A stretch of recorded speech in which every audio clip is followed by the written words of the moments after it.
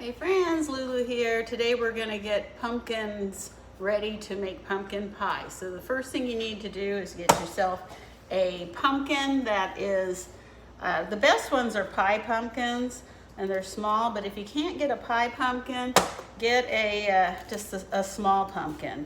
You want it, so what you're going to do is you're going to take the top off, and I'm just cutting around with a knife, just trying to pop it off. Sometimes you can just hit them on the counter and they'll pop off, but this works just as good. So just remove the top, and then you're going to slice down the middle of the pumpkin and cut it in half. And that's why the smaller ones work better too.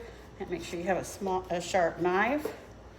And then after you do that, the next step is just to clean out the pumpkin, which is super simple. It's just like cleaning out a pumpkin that you're gonna do for if you're going to carve a pumpkin. But you're going to clean it out. Now you can save the seeds, and I might save these. I don't know. It depends on how much mess I make.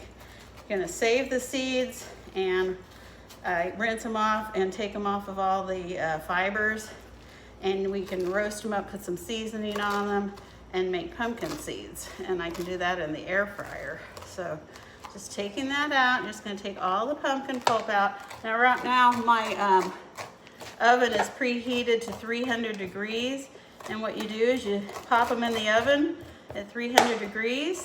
Just remove all that you can out of there.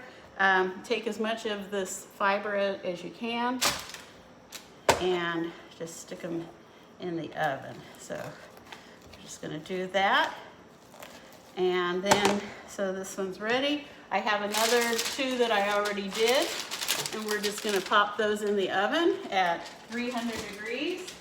Oops, I forgot. You do want to poke a couple holes in them. So I'm just going to get the fork here and just, one of these big forks, and just poke a couple holes in them to get them more, so they tenderize a little faster. Stick them in the oven at 300 degrees for about an hour. Check them at about 45 minutes, about an hour, and I'll be right back.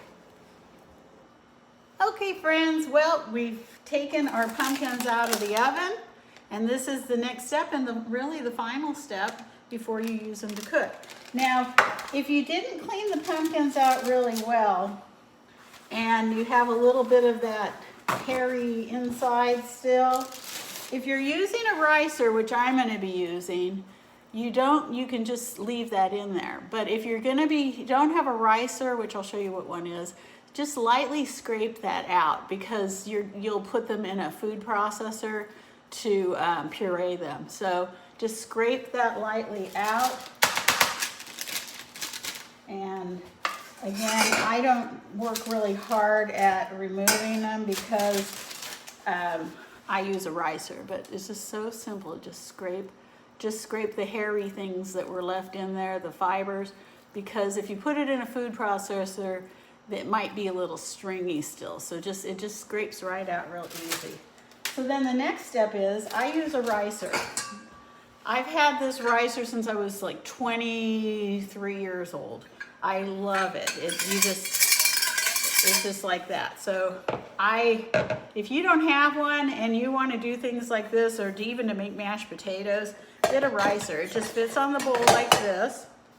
And then you just take your pumpkin and then you scoop it, just scoop it right out and put it inside the ricer. And I'm doing 2 pumpkins because I don't know how much she needs, and I'll have a little extra, but you know what you can do with this? So it's just like having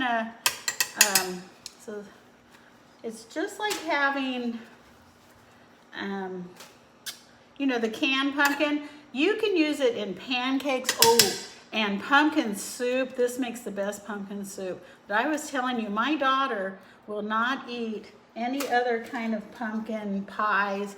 Makes the best, creamiest, flavorful pumpkin pies in the world.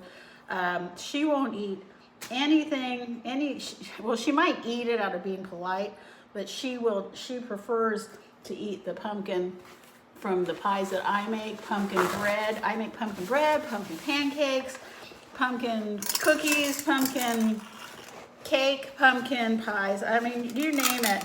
Pumpkin soup is awesome. So all you do is go back and forth. You just scrape it in the bowl like this, just turn it, and it purees down at the bottom. Super simple. Now, if you have a food processor, you don't have a ricer, just put it all in there and just puree it.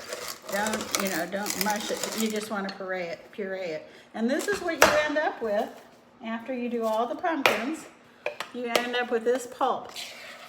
And I can make a pie out of one pumpkin. So again, if you don't have, it's just real creamy. Look at that. Just real creamy.